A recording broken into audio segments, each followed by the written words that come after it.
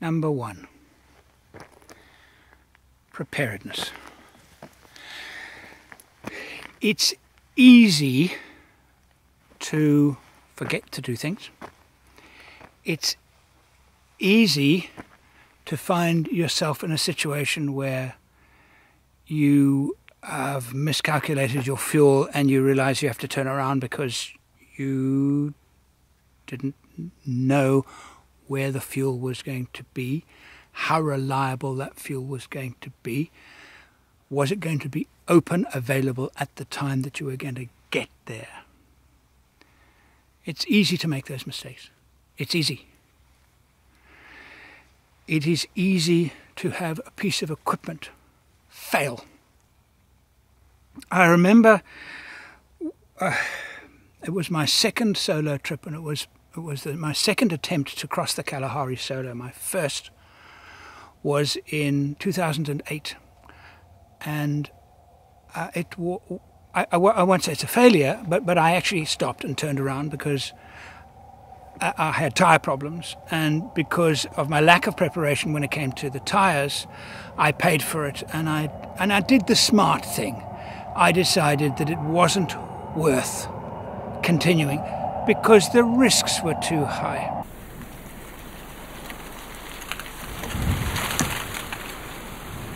Doesn't look so good for my trip. A year later, I tried again.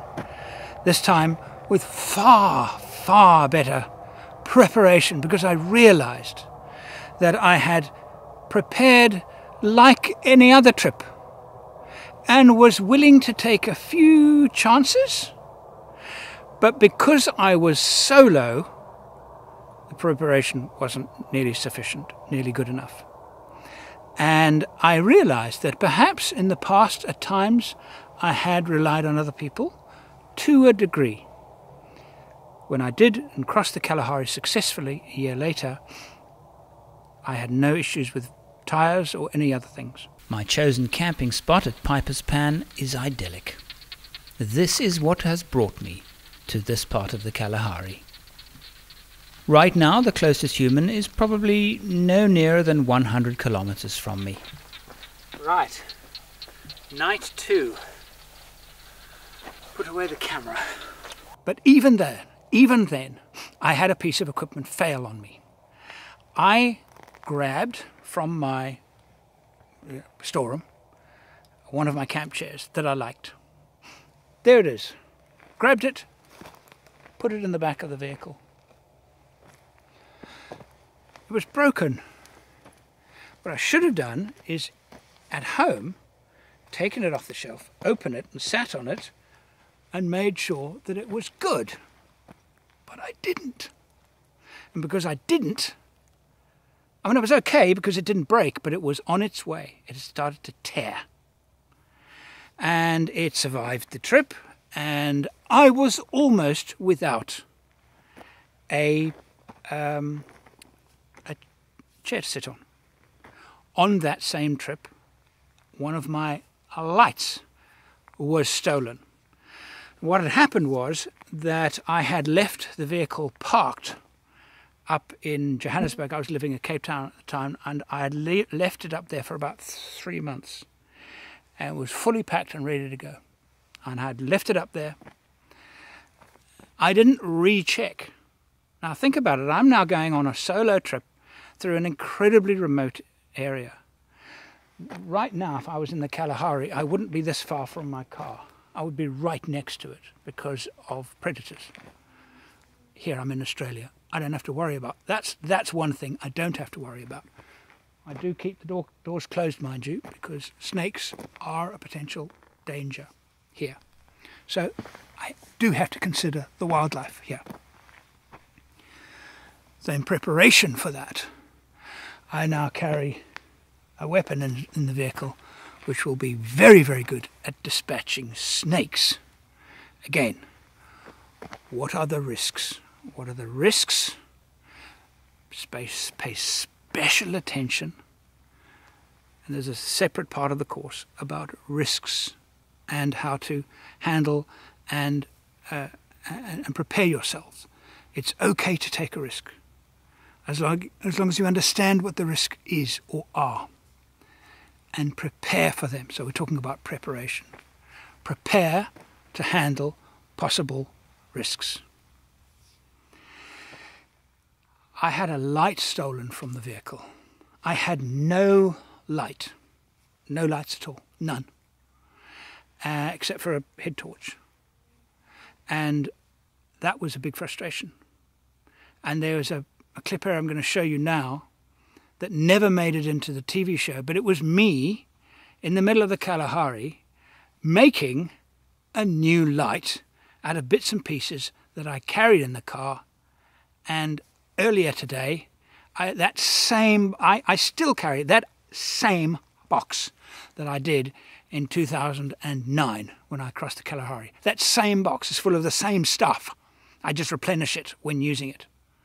I opened that box today to fix a shower component that had broken. I have discovered, to my dismay, that I have no lighting at all, no lights. So what I have to do now is look at all my resources, what I can do. I've got a soldering iron, I've got some wire, twin flex, I've got a light bulb, spare light bulb for the car. I think I might even have a hela plug somewhere. Repairing cameras and a soldering iron. And the soldering iron has a really nice long length of twin flex on it. Which might be useful because this other wire is not very long. So what I've done is I've taken the soldering iron. Before cutting the wire to the soldering iron, I have attached a little light bulb, and I'll show it to you. So here you go, this is the spare light, the bulb from a spare indicator, or yeah, it's a brake light. Soldered that on. Now all I have to do is wind this on. I'm prepared with a box, and I will show you that box later in the course. This is basically a collection of what could happen. Now, one of the parts of the course is about what can go wrong and how to work out what can go wrong and how to mitigate the risks. So what I did is I thought, well, can you try cable ties? I tried to repair it with cable ties and it failed. So then I opened up that same box, opened up and used some duct tape, and it worked. It's a temporary fix. It'll be fine for my trip because I'm now currently on a solo trip doing part of Australia in an incredibly remote part of the outback. I might not see anybody from tomorrow for about 4 days. Not another human being. It's possible. All right. So very, very remote. I have tried as well as I possibly can to prepare for this trip. An hour ago I found there was something wrong with my GPS.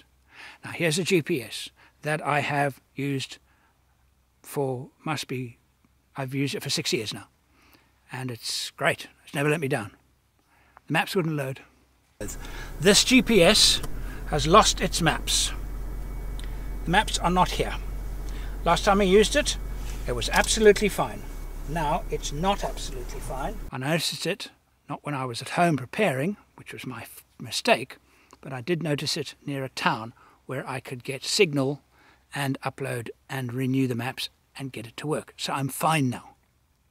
Had I not been able to get my GPS working on the trip that I'm doing, I am aware of the route. I've not been it before, but I've got very, very good paper maps.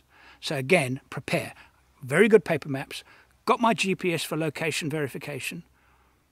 And I thought, well, if the GPS fails and I don't have a GPS, it's not going to stop my trip. I'm still going to do the trip. I'll just use paper maps. If there's not signal, then I'm going to have to I'll go by paper map. There's 4G here. If I'm using a GPS just for verification, well, maybe I'll just have to concentrate a little bit harder on my navigation using my paper maps. But when navigating it also, successful overlanders prepare very, very well in every single element Nothing is left to chance, or we try and leave nothing to chance. Like me talking to you now and the fire is going out. Oh, that's no good. That's better. Now, where was I? Preparedness. Examples of being prepared.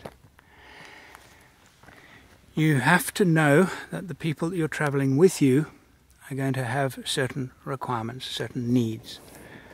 And you must make sure that you prepare well on their behalf.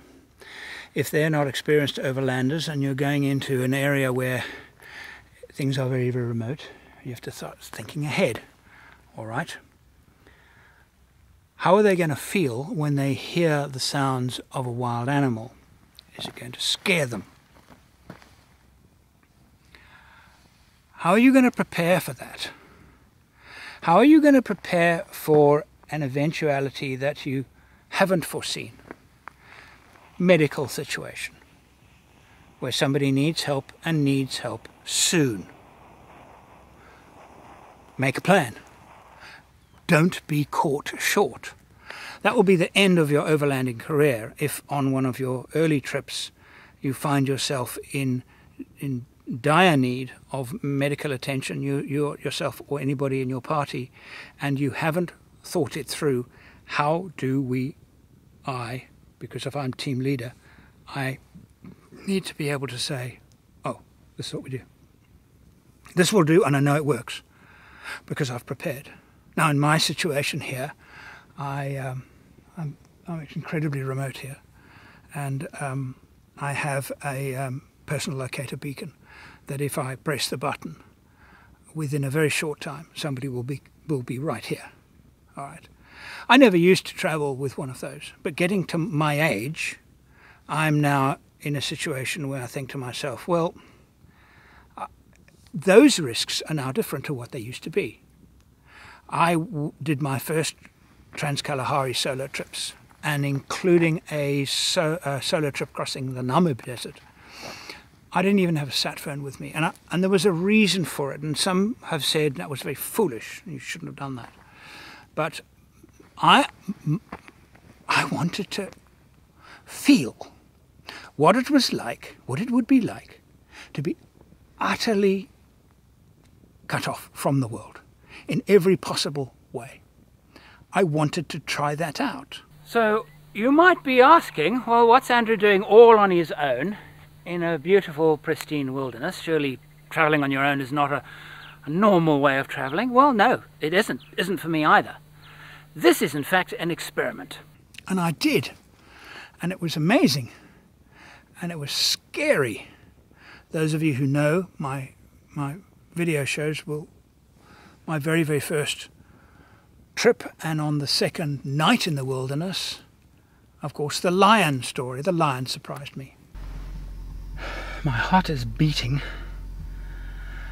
I was just next to the fire, next to the car. It's about 7:30, just relaxing.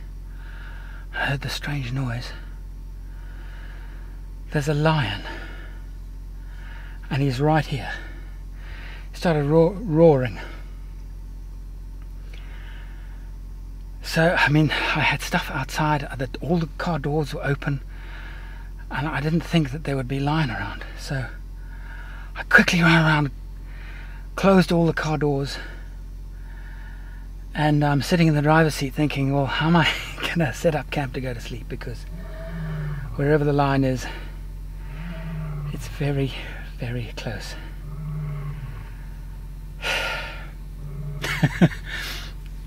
Sure. It gave me a fright. Now that experience could have, right there and then, killed solo travel for me, because you know, that expression, blood runs cold, I now know exactly where that expression comes from. That's what happened to me on that evening. But I actually was followed by one of the most amazing nights of my entire life in the bush. I knew that the lion was close by, but I've spent a lot of time in the bush, and I understand the risks were actually quite low once I'd calmed down. And I actually climbed onto the roof of the Land Cruiser and just slept on the roof rack.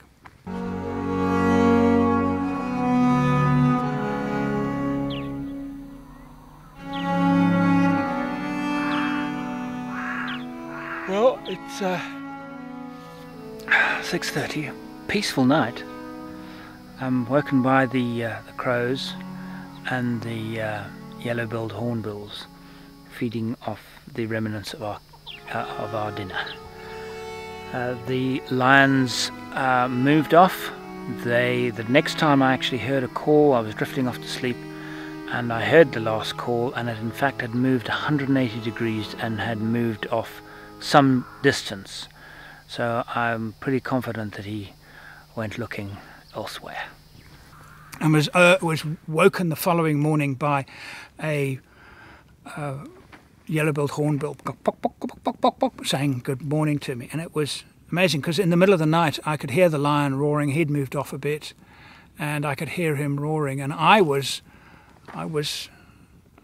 in the open with the heavens above me, the Milky Way above me, and